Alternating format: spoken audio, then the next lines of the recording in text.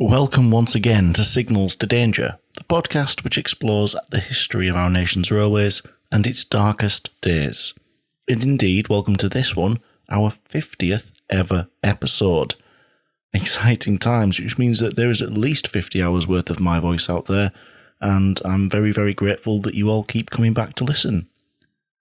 My name is Dan Fox. I'm the producer of the Signals to Danger podcast, and I'm also a full-time employee with a UK train operating company. I just wanted to very quickly take that moment I do to thank those of you who support the podcast on Patreon or with donations, purchasing merchandise, things like that, and also to remind you that the Patreon platform now provides subscribers a way to listen to these episodes ad-free. With the usual out of the way, I want to welcome you to this episode, and this will be one of those rare times I go along with the podcast trend of issuing a trigger warning at the start of the episode. I don't generally, because, well, the subject matter of this podcast, it is what it is. But while most accidents affect a number of people, and it's quite easy to think about the machines, the infrastructure, what took place, this time we're looking at an incident which affected one person very directly. And while the repercussions impacted those around her very much, this episode is going to be a little bit different to most. This episode is going to deal with the circumstances surrounding the death of a 16-year-old girl, and I just wanted to give you a heads up of that going into it, as we discuss the circumstances surrounding the incident which took place at James Street Station. Right, it's a sad tale, but an important one to tell. So, let's begin.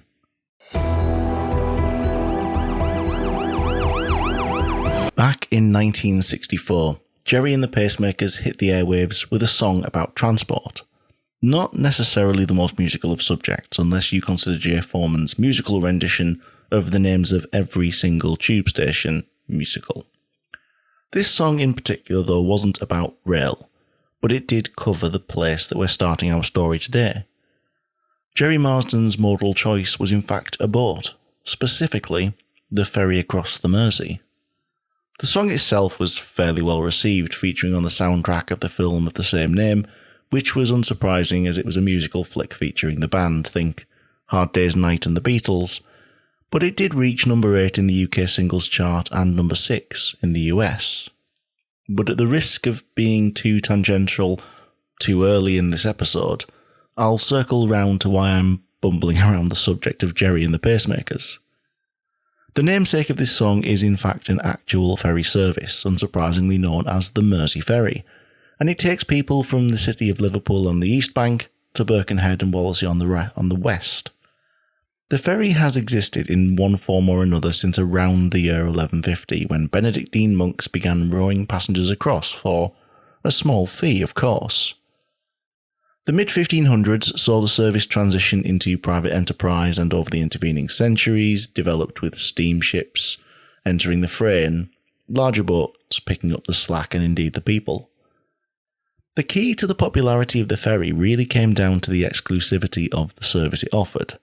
The Mersey at Liverpool is a substantially wide body of water, with only other options really being miles and miles upstream, where the river narrowed and bridges became a realistic concept. And let's bear in mind we are predating the car quite substantially here for the early part of its history, so that's an addition of many hours, if not days, ride to get from one bank to the other. But all of this changed in 1886 with the opening of the Merseyrail. The railway was one of the first parts of the interurban railways connecting the wider Merseyside area, but crucially, it included one key component: the Mersey Railway Tunnel.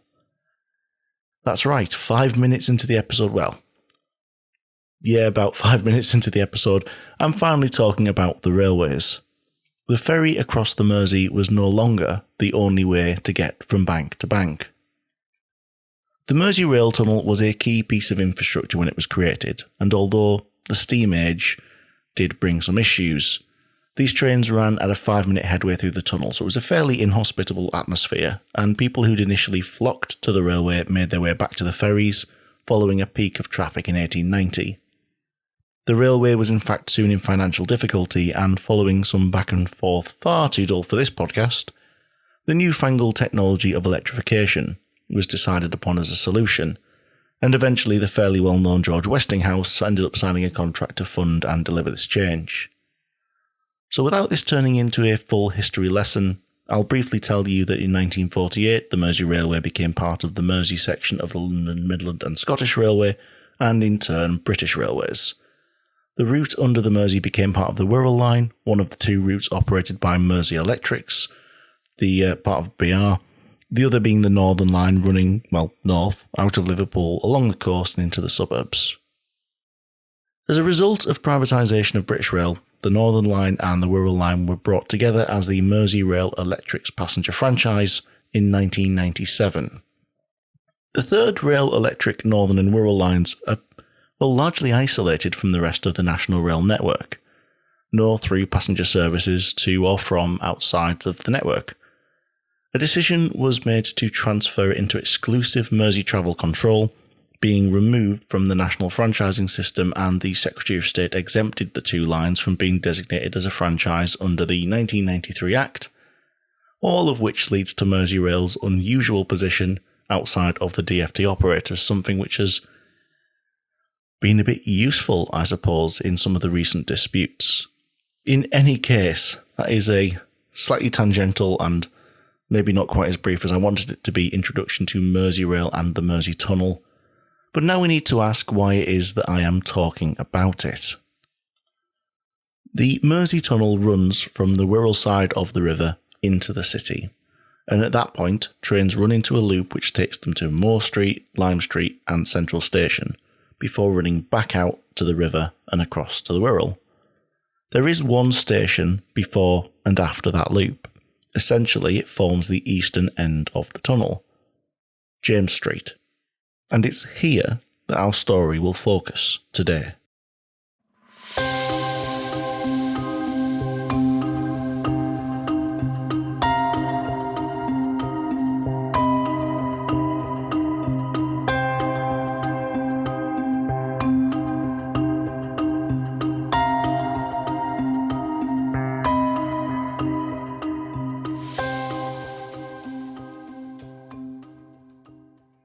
Georgia Varley. If it's a name you haven't already heard before, it's a name I'm sure we'll all remember after this episode. On the 22nd of October 2011, Georgia was a 16-year-old girl who found herself at James Street Station at 11:30 in the evening, where unfortunately a tragedy took place which saw her lose her life. But how is it that we got here? What brought her to the station, and what went so wrong that means she never got to leave? Like many young people her age, Georgia was lively, bubbly, described by her parents as being wonderful, and with her age came, the inevitable social life which so many enjoy at that age. Her parents had separated and both had new partners, and on the night in question, her dad had gone to visit his mother in North Wales, so it was agreed that Georgia would spend the night at a friend's. On the 22nd of October, it was this social life which brought her to the railway. And I want to make a point here, before we get started. In this section, and indeed this episode, I'm going to discuss the events which took place on the evening, of course, including the condition in which Georgia entered the railway. I really don't in any way intend to demonise Georgia, or in fact anyone who we're going to discuss in this episode. This is a complex and tragic incident, and I'm only going into detail to tell the story properly. This Saturday evening saw Georgia attend a house party with her friends, and as so often the case, despite the age, alcohol was certainly partaken in, and it would be fair to say that Georgia became somewhat under the influence along with her friends. In fact, in evidence later given to Liverpool Crown Court, one of her friends stated that Georgia was already drunk, with a bottle of vodka under her arm when she arrived at her friend Madeline Bauer's 18th birthday party.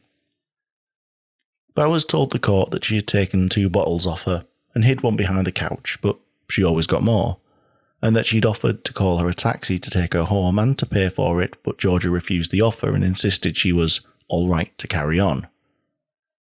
While still at the house and following drinking, and it appears that there was at some point some consumption of the party drug mephedrone, Georgia fell down the stairs at the house and this fall almost prompted her friends to call an ambulance, and following this it was requested that Georgia's friends get together and take her home.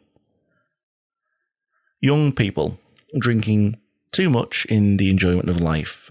It's not something which is rare. In fact, I would wager that a pretty large proportion of those listening have been in very similar situations. I know that in my earlier years I have certainly overindulged, overjoyed, and been a little worse for wear as a result. It's relatively normal behaviour, even if it isn't necessarily always the best idea. The next thing which Georgia and her friends did, however, was not to go home.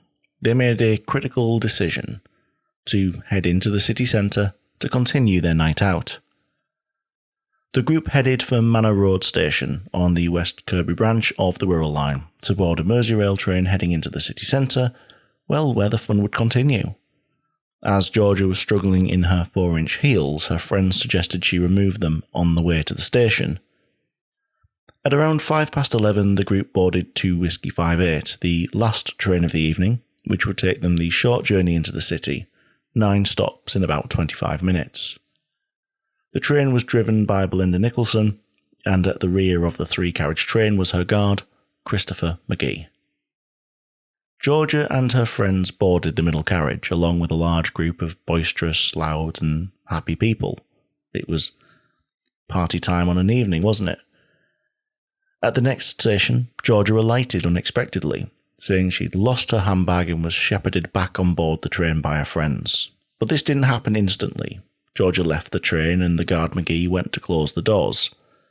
Along the train they closed, with the exception of one set, which was held open by Georgia's friends to give her time to reboard. McGee walked down the train to see why the doors hadn't actually closed and recalled seeing her on the platform, noting that she was under the influence. Georgia reboarded, McGee returned to the rear door and continued dispatching the train. And as far as the operation of the train goes, the next section of the journey went on without incident. After the train left Hamilton Square Station in Birkenhead, it entered the Mersey Tunnel, with the city centre on the other side, and its next stop, James Street.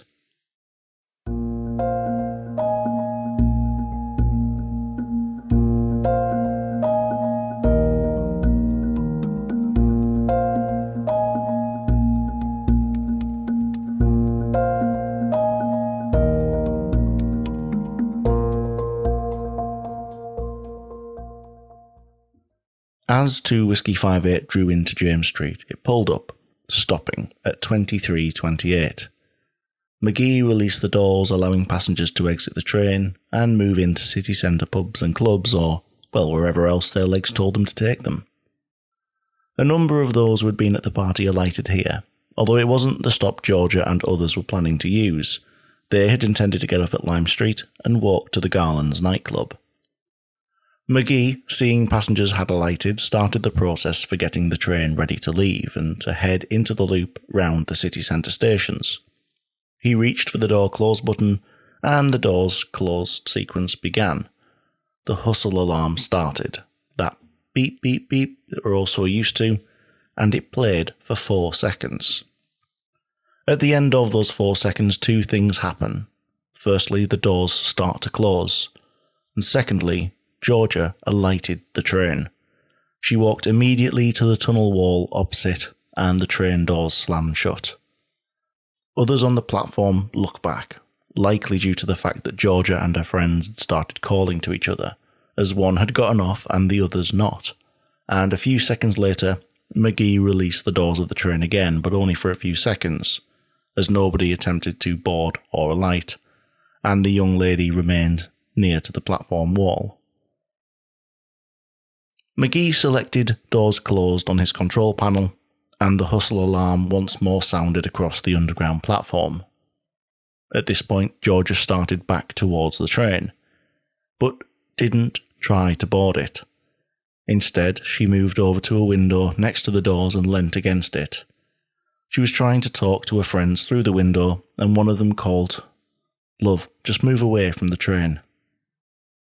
After this, came a sequence of events that would be scrutinised by the RAIB, the BTP, and ultimately the Crown Court.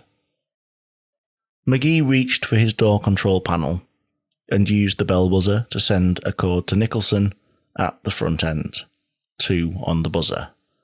This was the ready to start message. Nicholson in the lead cab of the train heard the message and sent it back as an acknowledgement. The way things were set up on Merseyrail means that Nicholson was responsible for moving the train, checking the route ahead, making sure this was done safely and correctly, but in terms of the platform processes, well, she was operating blind, relying on McGee's bell codes as instructions. She took power, and the train began to move. But by the time it had reached 10 miles an hour, a third bell had sounded from the rear cab. Stop. So she did.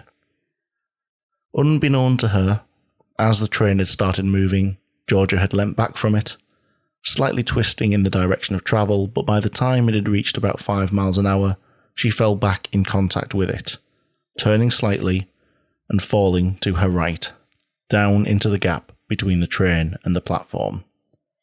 When she fell, McGee sent the stop bell code, a single buzz on the buzzer.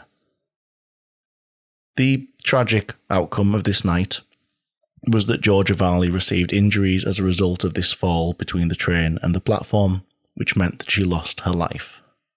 I won't go into the details, there's no need. The end result is the end result. In the span of nothing more than a few seconds, a normal night out for a normal teenage girl and a perfectly normal shift for 2 rail workers had turned into something, well, it was nothing short of a nightmare.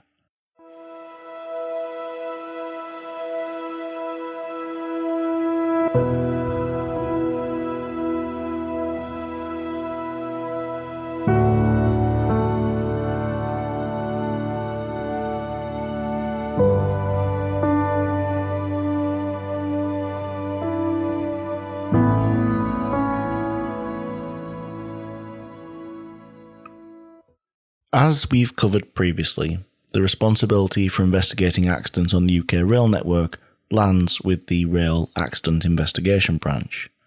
They are the ones who investigate any potential safety issues with the industry with the intention of limiting potential future recurrence of accidents, looking at things as whether operating procedures were at fault. They are not, however, the only body which will investigate deaths on the railway. The police carry out an investigation into any potential criminal acts and also act for the coroner, and the ORR can carry out investigations into any health and safety breaches. On that basis, in this week's episode we'll also be looking into Operation Scorcher, which was the BTP's investigation into the death of Georgia Varley.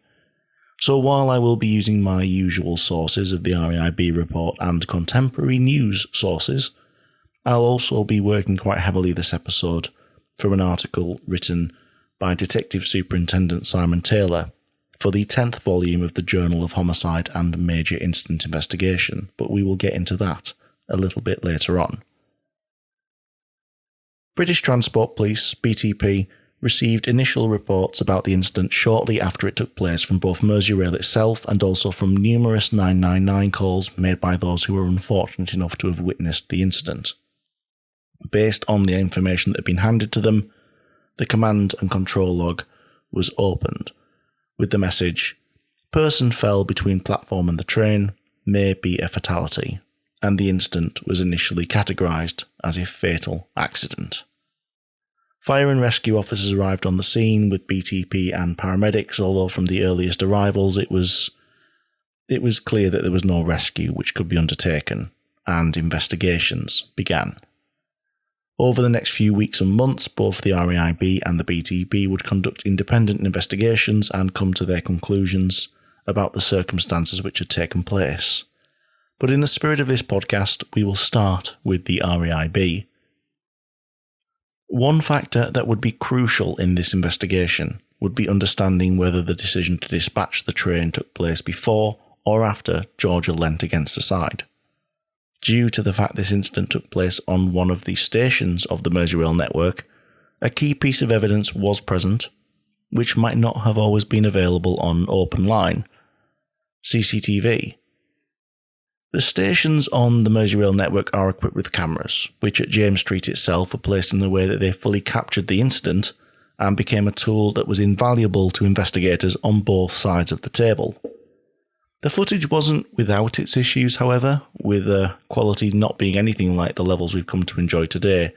Full HD was probably still a bit of a pipe dream in those systems, and it likely wasn't a brand new installation at the time. The image was somewhat washed out by lights on the train and grainy in places, but it was good enough to establish a basic timeline of events, especially when matched with the data stored on the train's ODTR, or on-train data recorder, which is the train's black box, which we've covered previously. Using this footage, the RAIB defined the events at James Street as follows. At 23:28 it arrives into the station, the doors were released. The bodyside indicators were lit, showing that the doors were released and open and accessible. These were orange lights mounted in the centre of each vehicle of the Class 508 multiple unit, and the presence of these lights was key in establishing what went wrong here. 25 seconds passed. McGee pressed the button, which started the doors closing sequence and the audible warning that hustle alarm sounded, and in 4 seconds the doors started to close. Varley alighted a second later as they were closing, and by 23:28 and 34, the doors were shut, and Georgia was stood against the opposite wall. Just over a second later, the doors started to open again, which took about 2 seconds, although it's clear that McGee doesn't leave them open for very long, as the hustle alarm sounds once more at 23:28 and 38 seconds. While the alarm would be sounding is when Georgia moves back across towards the train, and while the doors are closing, at the 44 seconds mark, she leans against it. 3 seconds later, the doors are closed and interlocked. They're secure, and while Georgia is leaning onto the train, this is the first time that that train would be able to take power. The interlocking system prevents it while the doors are released. And we know, because of the design of the systems on board, that those bodyside indicator lights, which we sometimes refer to as bills, the traction interlock, the one that stops power being taken, doesn't kick in until the doors are closed and locked and the bills are extinguished. The CCTV clearly showed that the lights were lit when she came into contact, telling us that the decision to dispatch was made while this was the case. McGee must have sent the train ready to start signal while Georgia was in contact with the train. This signal, 2 on the buzzer, was sent at some point between interlock being achieved and 3 seconds later, when it is estimated that Nicholson sends back at 23:28 and 51, taking power a second later. 4 seconds later, Georgia looks back along the train towards McGee, and on the footage he can be seen to motion with his arm, leaning out of the train, gesturing her to move away. At the same time, the train begins to move. A second later she moves with the train, leans away, and only 1 more second passes before she leans back against it. It's now moving at 5 miles an hour. She falls to the right, and McGee can be seen to vanish from the footage into the cab, sending the stop signal. 4 seconds later, Georgia too vanishes from the footage, and the train comes to a stop over the next 8 seconds. By 10 seconds after 23:29, it's at a stand, and McGee was confronted with the aftermath of the incident. The RAIB had now established that the ready-to-start signal had been sent while Georgia was in an unsafe position. Next, they needed to establish why.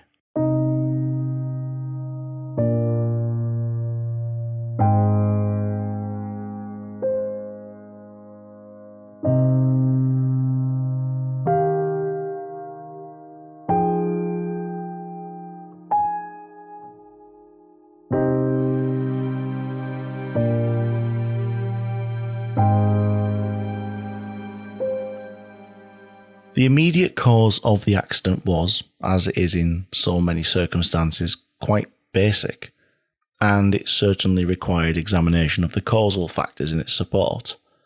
In this case, it was the young person, Georgia isn't named in the report, fell through the platform edge gap and onto the track as the train began to move out of the station. The causal factors identified by the branch started with the most crucial. Confronted with the knowledge of timings, the RAIB said the guard sent the driver the ready-to-start code and no subsequent stop code while the young person was leaning against the train.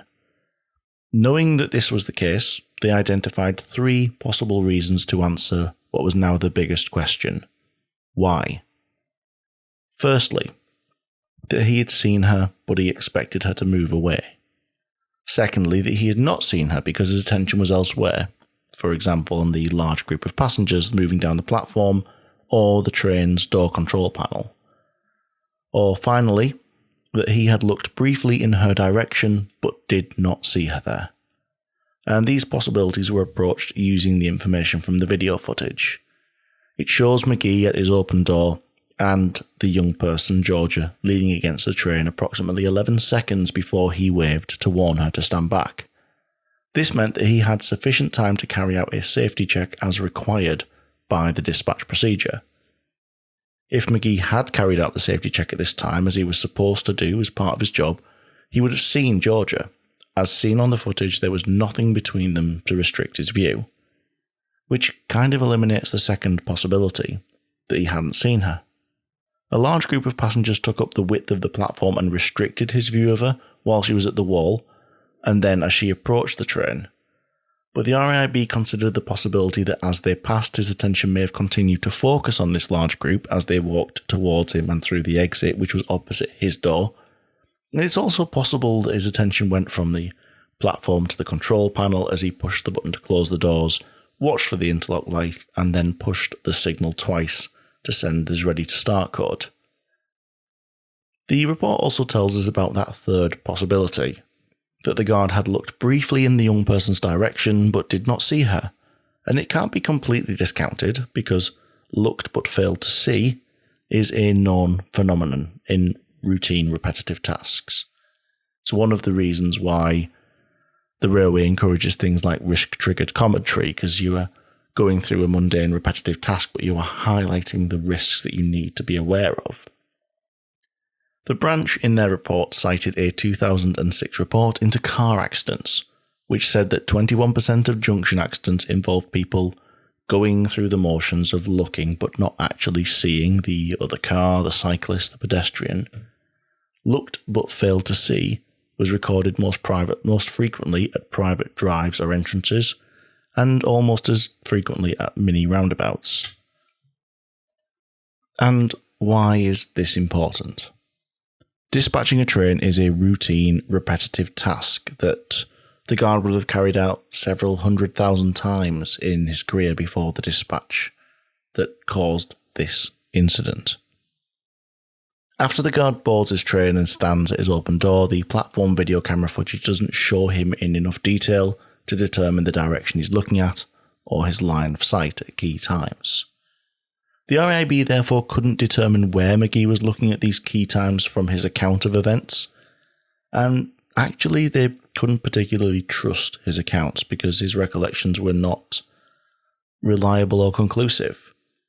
One example of this is that he recalled that Georgia came back to the train and was possibly knocking on the window when he closed the doors.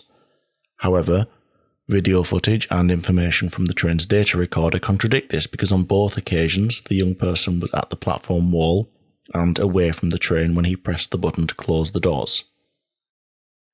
The branch did consider the options of a clinical psychologist on these discrepancies, the opinions of one, that these discrepancies may be caused by the trauma of the incident. In any case, the RAIB report doesn't particularly tell us of a firm conclusion with regards to the reason McGee dispatched the train. In the concluding section of the report, they state, he did this possibly because he had expected her to move away, or possibly because he hadn't seen her. It's not really a definitive answer. And it's something which I haven't seen often in these types of reports. In any case, by the time the guard warned the young person to stand back, she'd been leaning against the train for approximately 11 seconds. The branch concludes that it's not known whether the guard saw her during this time, or if he saw her, whether he delayed taking action in the expectation that she would move away. As we know, platform video camera footage shows him warning her to stand back in the moments before the train departs. And it's likely that he did this, according to the branch, because he thought it would be immediately effective. From the point that the train started to move, though, there was no real way McGee could have stopped it any quicker than the bell code method did. The RAIB did consider these possibilities, although they weren't many of them, though. If McGee had given the stop code instead of gesturing for Georgia to step back, this would only have made 3 seconds worth of difference to when Nicholson heard the warning, and was likely to have not really had much of an impact on the outcomes. It would have meant that the train travelled 3 metres less than the 33 metres it had, which was the distance that the maths concluded once the timings were all figured out. The other option available to stop the train was to cross to the other side of the cab and to pull the alarm cord.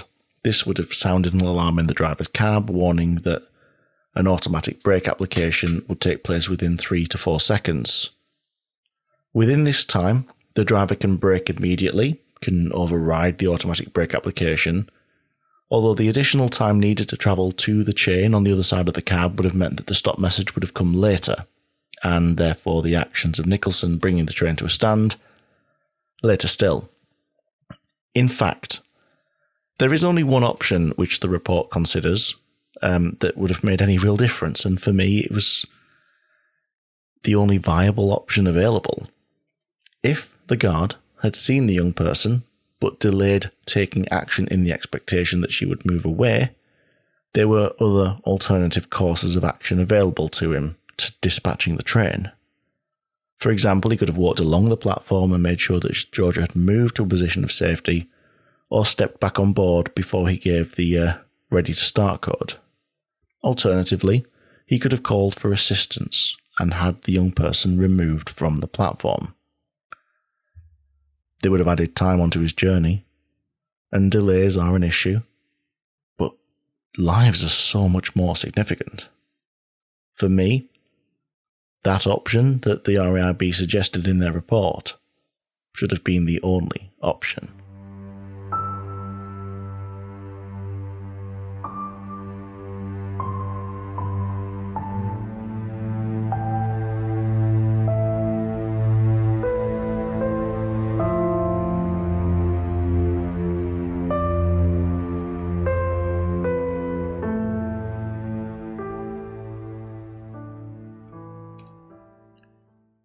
While, in my opinion, the RAIB doesn't particularly draw its best ever conclusions on this case, my own personal opinion, of course, I don't like vagueness in these reports. The scientific definitiveness of them is pretty much one of the factors I like most when reading them. And if I'm going to pull together a podcast and definitively explain to you, fine people, what happened in an incident, I'd like my source to be fairly definitive. It's one of the reasons I can make these episodes. In any case, the branch does consider some additional factors as part of the report, so we'll briefly look into those as well. Once Georgia had fallen with the train moving, it brings into play another causal factor that was considered by the branch, and that was that the platform edge gap was wide enough for this fall to result in Georgia reaching the track itself. The gap that we're referring to here, somewhat self-explanatorily, is the space between the edge of the platform coping stones up to the edge of the vehicle itself. Here, with this platform and this rolling stock, this gap was 300 millimetres, 30 centimetres, diagonally from body side to concrete. It's not a gaping chasm, but it's more than sufficient for a body to fall through, not least that of a lightly built individually. The UK rail network is not created to a set standard blueprint everywhere, we know that, and so therefore there isn't a set gap between all trains and platforms. It just would not work everywhere. On the general network, the relationship between rail height and platform height is one that varies significantly. It might be down to the dates that certain platforms were constructed, the gradual rise of a trackbed as new ballast is laid, the fact that buildings and structures settle over time, or that standards that are in play when they were constructed have changed to what they are today. These are all just some of the things that we need to deal with when we consider that the network generally has been built over the course of centuries in a considerably piecemeal manner. Of course, not every train is built equally either, despite the vocal cries of many for standardisation and ask for a move to level boarding. This isn't yet something that has materialised, at least not on our island. Others on the European mainland are doing a little bit better in places, but I think that generally on the mainline network there's still a little ways to go there as well. Add into all of this that the gauge clearance required at a station will change as a result of a number of factors, and it further complicates matters. The gap required between the platform edge and the track itself will vary. If there's a requirement for freight trains to pass through with a wider loading gauge, if there are trains that pass through at high speed, because those trains will roll and sway on their suspensions, and that's something that we call dynamic gauging. If there's curved track, this impacts things as well, because vehicle centres and the ends will overhang the track by different amounts and require more gauge. And if the line is canted on a sharp corner, that changes the distance needed as well. So because of all of these things, like I said, there is not a standard distance which is expected for the gap. Instead, there is an acceptable range of stepping distances which trains must fit within. At the time of the incident at James Street, there were maximum allowable distances for a number of measurements. The maximum vertical step to a footstep at a passenger door, the maximum horizontal step out to a footstep, and also the maximum diagonal distance from platform edge to step. There was also a standard range for the distance from platform edge to nearest rail and for platform height above rail level. All platforms should fit into those ranges that were defined here, and the platform at James Street complied in all areas, except for the vertical step height, which was 1 centimetre too high at 260mm. However, it's a marginal non-compliance which had no real impact in this situation. There is no specific standard governing the gap between the body side and the platform away from the doors, and it's invariably larger on pretty much every train on the main line when compared to the step gap itself. The focus is on getting that step from platform to door as low as possible. One thing that is worth bearing in mind here, however, is that on a closed network, with straight platforms that aren't designed for high speed running, an operator can massively reduce all of these gaps and actually get a lot closer to delivering level boarding far easier than anywhere else on the mainline network. A fleet which wouldn't be used anywhere else could be built much closer to the tolerances of platforms that operators controlled completely. An operator such as Merseyrail would be able to do that. And in fact, in the last year, Merseyrail has been introducing new Stadler-built Class 777 units onto the network. The height of the floors in these units has been spec'd to meet the relatively standard platform height on their network that you can now find on their network. And for accessibility purposes, all doorways have got sliding steps that move into position when the train is stopped at a platform. Means that wheelchair passengers can board and disembark without relying on a separately deployed ramp. Sounds brilliant, incredible, newfangled, high-tech. But within the 2011 report, so that 13 years ago now, the RAIB highlighted that methods were already available which could have produced similar results. In the section of the report helpfully titled "Make it less likely that a person will fall through the platform edge gap," the RAIB refers to solutions such as platform edge doors, but acknowledges their cost, saying that they're most often going to be installed on new build stations like we've seen on the Elizabeth line down there in that London. The branch also looks at less expensive options. such as adapting the vehicles themselves, referring to the London Underground, who had trains as early as the 1930s that were fitted with a horizontal board that ran along the vehicle's length. It acts as a footstep at doorways and elsewhere as a device to block the gap. While Merseyrail had used standard rail vehicles since the 1930s, so that's sort of the designs that can operate elsewhere like they had at the times, like the 508, prior to that, the stock that they used was a design with a wider profile, and a much smaller gap between the train and the platform was the result. In the report itself was a picture of some 1906 stock as a perfect example of this. Although as a concept, it's not something that only existed back then. For many, many years now, the Tyne and Wear Metro in Newcastle, Gateshead, that sort of area, has operated trains that leave little to no platform gap, taking full advantage of its closed network, no requirement to run those trains anywhere else.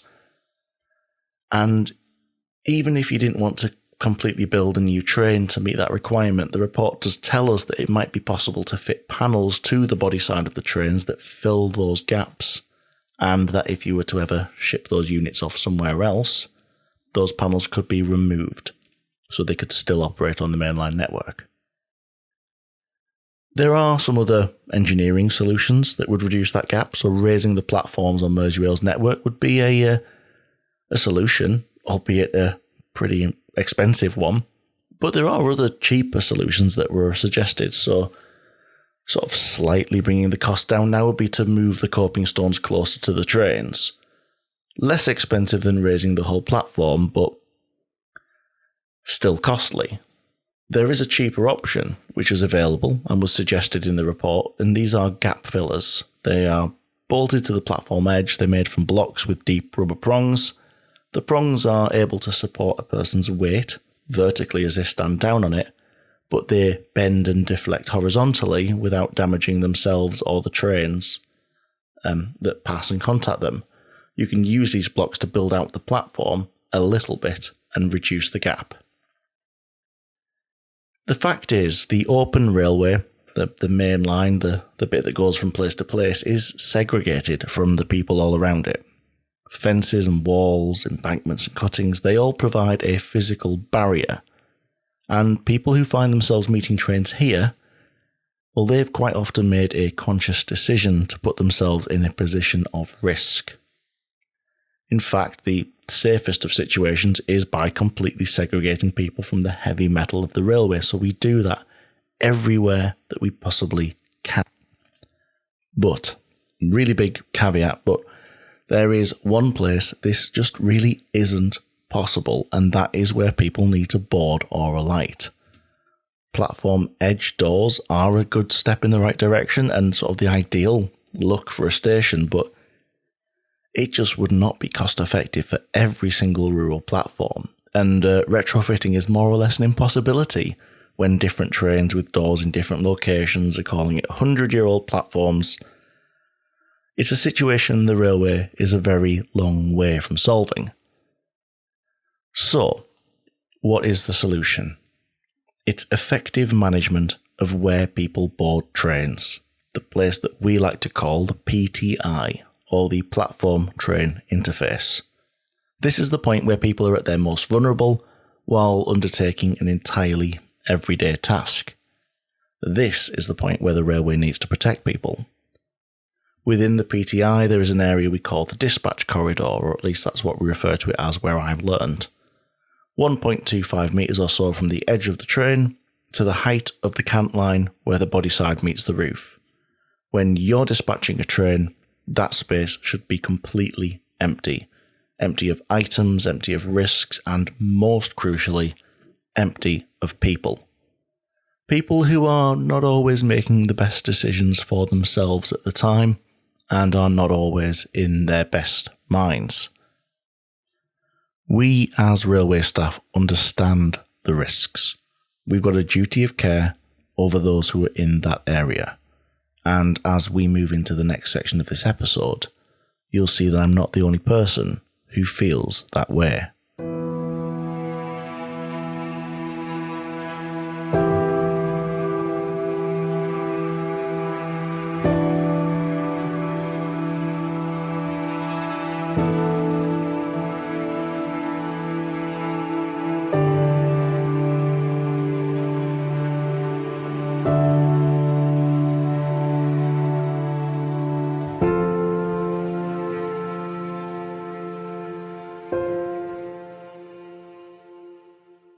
As I said earlier, at the same time as the RAIB was undertaking their inquiries, the BTP was also doing the same.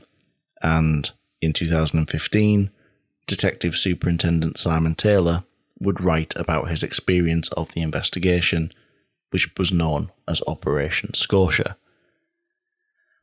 The command and control log was opened on the day in question with the message, "Person fell between platform and the train, may be a fatality," and that incident was initially categorised as a fatal accident. Unfortunately, a relatively standard thing that happens on the railway. The police arrived and attended, and as I mentioned before, that situation was quickly noted to be futile in terms of rescue, but the investigation needed to commence immediately. In his early accounts with the police, McGee spoke of how the female was intoxicated and banging on the side of the train, trying to get back on. But when BTP started to review the CCTV image, they noticed the first inconsistencies. Georgia hadn't been banging on the windows as we knew. She'd been leaning on them. The initial account was not completely accurate, and the incident was reclassified as unexplained. When it became clear that McGee had been watching Georgia from the window of the train as it started to move, they called again into question the initial account, and they made the conclusion that he had failed to follow safety procedures. What was initially classed as an accident, and then as unexplained, was now reclassified again as suspicious, and a senior investigator was assigned to the case. The RAIB doesn't apportion blame. We know that, we've talked about that in the past, and we've talked about why in the past. Its role is more aligned to understanding and defining technical reasons that accidents took place, pragmatic, factual, but not apportioning blame per se. An RAIB report could say that the dispatch of a train by a certain person in a certain way contributed to the accident, but the RAIB will not say, that bloke there, that lady is the person to blame. It's not what they exist for. And in that mindset, the RAIB has no ability to prosecute anybody for the details that are uncovered in their work. The police, however, is looking for, where it can be found, a person who has committed an offence, and then for sufficient evidence to see if they can be held legally accountable for it. Much of the detail that I described earlier about Georgia's night in advance of the accident came to light as the work of the police, as they undertook the comprehensive detective work this case required. The police investigation focused in on the safety-critical training that McGee and other Merseyrail staff had received, specifically around the final stages of station duties, which Taylor writes up as this. Once everyone has boarded, disembarked from the train doors are clear, the signal is showing clear and it is safe, they should press the door close button on the control panel. When the button has been pressed, an audible beeping noise sounds throughout the train to warn passengers the doors are about to close. All of the passenger doors will then shut.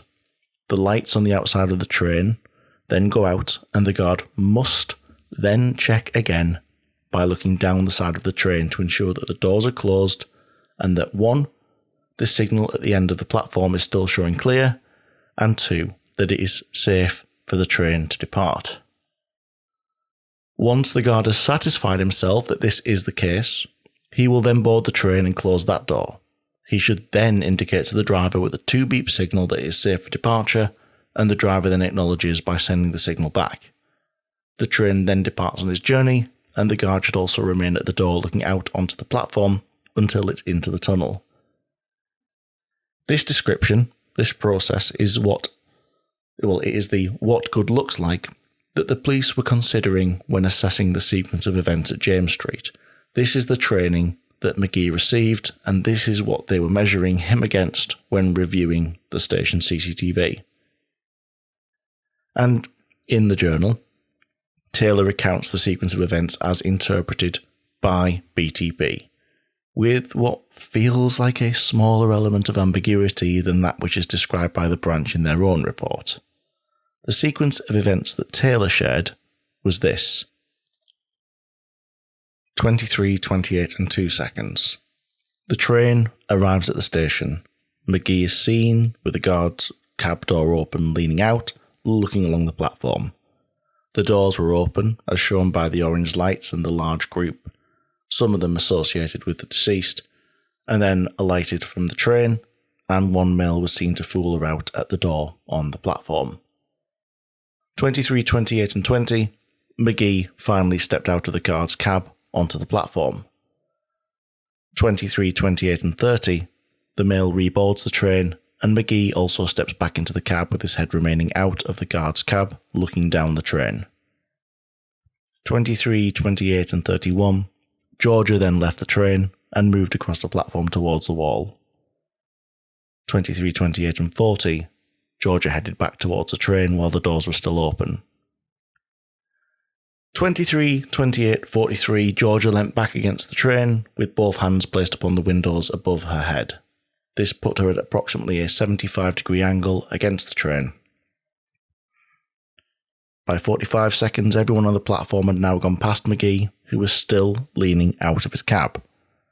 The passengers were still heading towards the exit, but McGee had a clear and unobstructed view of Georgia, and all along the side of the train, right down the platform. 23, 28 and 46. The train doors shut, and the orange lights above them were extinguished, whilst Georgia was still leaning on the train. And at 23, 28, 52, the platform was now completely empty, except for Georgia, who was still leaning against the train, talking to a friend inside. 3 seconds later, McGee, who had been leaning out of the guard's cab the entire time, then waved Georgia away from the train and simultaneously gave the signal to start. This is not what his training and his responsibilities as a guard required him to do. In fact, they specifically prevented him from moving the train until it was safe. 23, 28 and 57 seconds, Georgia, who was still against the train with both hands on the window, was seen to twist in the direction of the train's movement, then came away from it, then fell towards and back in contact with the train again. McGee was still leaning out of the guard's cab, watching all of this. 23, 28 and 59, Georgia again went in the direction of the train and fell headfirst between the gap at the edge of the platform and the wheels. McGee was still leaning out of the cab, watching this. 23, 29 and 8 seconds, McGee caused the train to come to an emergency stop and used a platform emergency telephone to summon the emergency services. Due to the fact that the first responders didn't have the opportunity to view this CCTV footage, and because McGee's initial accounts didn't tell them exactly what happened, that was the reason it was initially treated as a fatal accident. But as I said, once investigations began, this changed before too long. In fact, once the police had seen the sequence of events from the CCTV, Detective Superintendent Taylor formed a somewhat grim opinion of the situation.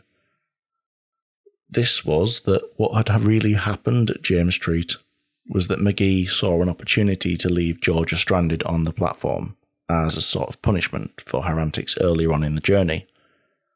Unfortunately, the consequences of his actions were far-reaching, and in the opinion of Taylor, they undoubtedly caused Georgia's death. When McGee realised what he had done, he provided an account to the police that minimised his responsibility, and this is the opinion that Taylor came to. Taylor goes on to write that given McGee did wave the victim away from the side of the train, then it appeared Highly unlikely that he specifically intended that Georgia should die. However, it's also apparent from the known fact that he was conscious. He had to be conscious of the possible danger to her safety, and having recognised her proximity to the train, failed to do anything to protect her. Indeed, he did the exact opposite while taking the train forward while she was leaning against it within his unobstructed view. And as a member of staff, he had a clear duty of care to her. This was all in breach, clearly, of his training and responsibilities as a guard.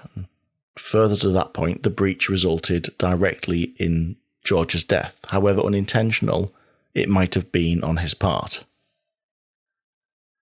To this point, BTP came to the opinion that an offence had likely been committed by McGee, and the three offences that they were considering for this were either involuntary manslaughter by gross negligence, involuntary manslaughter by an unlawful act, or endangering the safety of any person on the railway, both. They're all very serious offences, but they're all probably valid considerations for this situation. The police weren't specific railway experts. Even the British Transport Police aren't specifically operational railway experts. So as part of the investigation, they commissioned actual experts to advise on technical aspects. So the ORR advised on railway operating procedures and health and safety, and they used a scientist to assess the physics and mechanics of how George's body would have interacted with the side of the train as it started to move. It was this evidence that proved that the movement of the train, once McGee gave permission to proceed, was the factor that initiated the fall itself. It was the train moving that triggered the fall down into the platform gap. The outcome of the criminal investigation undertaken by the police was that on the 3rd of November, just shy of 2 weeks after the incident, McGee was arrested on suspicion of the manslaughter of Georgia Varley. He was interviewed over 2 days, during which time he supplied a number of prepared statements, which in places contradicted themselves and the report he'd submitted to Merseyrail immediately after the event. There was a largely no-comment interview, which supplemented those statements, and I imagine it was probably of limited use in making the case in favour of his actions. At the conclusion of the arrest and interviewing phase, McGee was bailed until the 11th of January 2012, with conditions not to enter the Merseyrail network, stations, depots without first speaking to the police, not to engage in any work, unpaid or paid, on the railway network, not to approach staff members, and to reside at home without leaving the country. McGee was finally charged by the police on the conclusion of the investigation for gross negligence manslaughter. While the RAIB doesn't prosecute, the police certainly does. And in November of 2012, Christopher McGee found himself in the dock, and over the course of a week or so, the courtroom heard from those who'd been present, the evidence gathered, and about the things that had been witnessed. The end result of this, which is something we don't seem to see very often, is that Christopher McGee was jailed, sentenced to serve 5 years for the manslaughter of Georgia. It's somewhat of a rarity and testament to conviction of BTP in the faults that were shown here.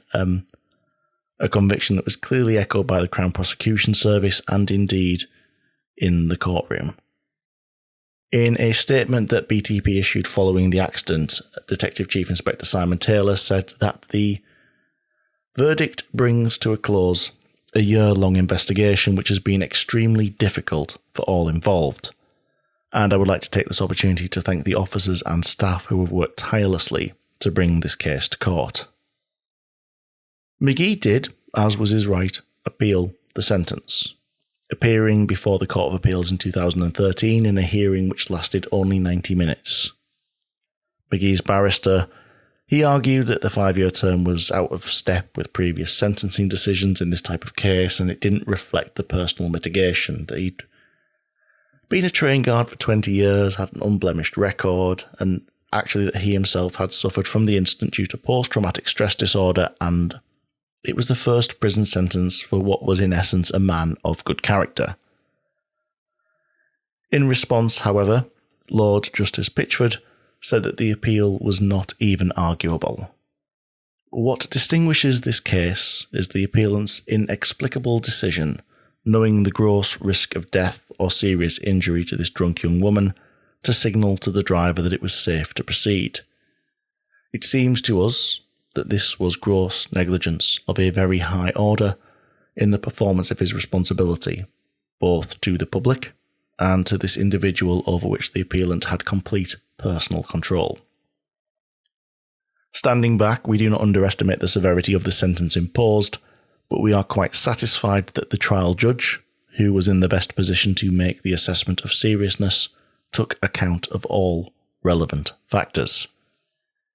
He reflected them in his sentence within the appropriate range, and for that reason we are unable to conclude that the sentence he imposed was arguably manifestly excessive, and for that reason we must reject the application.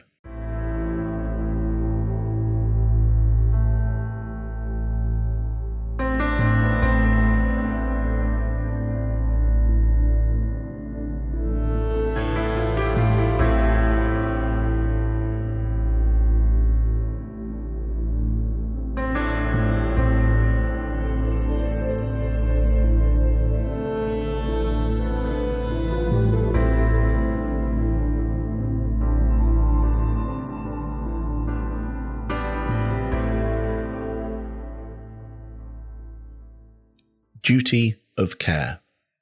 It is a phrase that we hear a lot, but I do wonder sometimes if we really always consider the implications of it. Look at the case of me as a parent. It means that I need to feed and clothe and house my daughter. She is a pain in the side at times, but on the vast majority, she's the apple of my eye, the permanent resident on my thoughts, and I do have a duty of care to her, but it's never one that requires much thought or persuasion. It's genetically programmed into all of us to protect our offspring. But I do also have other duties of care in my life. As a manager at work, I have a duty of care to the team that I work with. I need to make sure that they have the equipment, the information, the support that they need to do their job safely and go home every day. I also have one to those who are coming into the space our business manages. If I see conditions that aren't safe, I need to step in and rectify that to prevent harm and to protect people who are within our environment. But perhaps one of the greatest duties of care that I have in my professional life is to those who are not of the railway, but those who are simply on the railway. Passengers, visitors, or those people who just like loitering in the places that we work. A few years ago now, I learnt to dispatch trains. I went through the process of learning, understanding PTI risks, the technical process of how to actually undertake the tasks in line with the rulebook, the rulebook responsibilities of the role of a dispatcher. I learned all about the dispatch corridor, when to give my tips to the conductor, and when not to. Underpinning this entire training course was a document that had been included at the end of the booklet that we were working through. Really good booklet of rulebook extracts, station maps, equipment lists, techniques, but stuck at the end of the handout was a document from the Judiciary of England and Wales. In full, included for all of us to read and digest, were the sentencing remarks of Mr. Justice Holroyd from the 15th of November 2012. The case, the Queen versus Christopher James Magee. Nothing hits as hard when you're learning a task as seeing in clean, plain black and white what can happen if you do not conduct it properly. What can go wrong if you don't take your duty of care seriously. As a dispatcher, I would be giving a guard a signal that the train was safe to depart. It was my responsibility to make sure that it was. In 2011, it was Magee's. Justice Holroyd does recognise in his sentencing remarks the fleeting nature of the events that took place on the platform at James Street, and how they ended a long and safe career, as well as George's life. He says, your gross negligence occurred over a period which can be measured in seconds. It was not a prolonged course of risk-taking. You were not motivated by financial profit or self-advantage. As to your personal mitigation, you have never previously been convicted of any crime, and your one formal police caution was for a completely different type of offence and can be ignored for these purposes. Your negligence on this occasion must be viewed against your background of more than 20 years of conscientious service on the railways.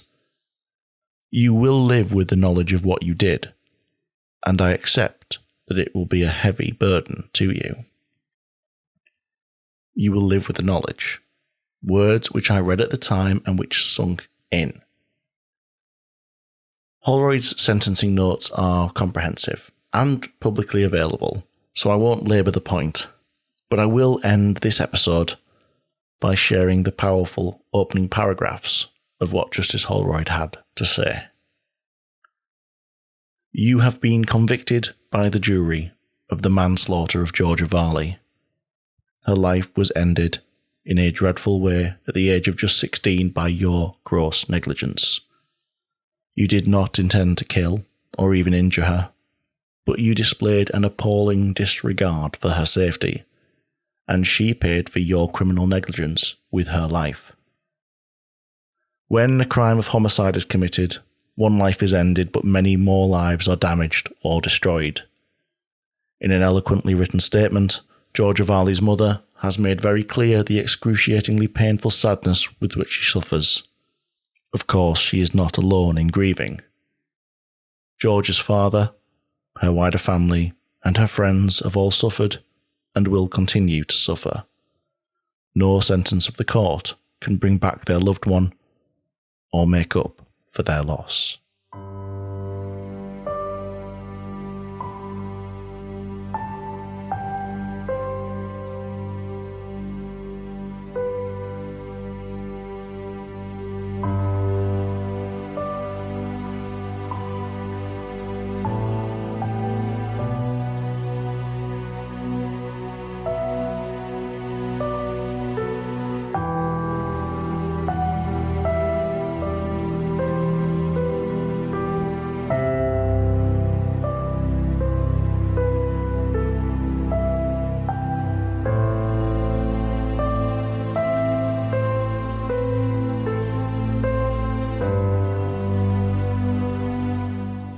Thank you once more for joining me for another episode of Signals to Danger.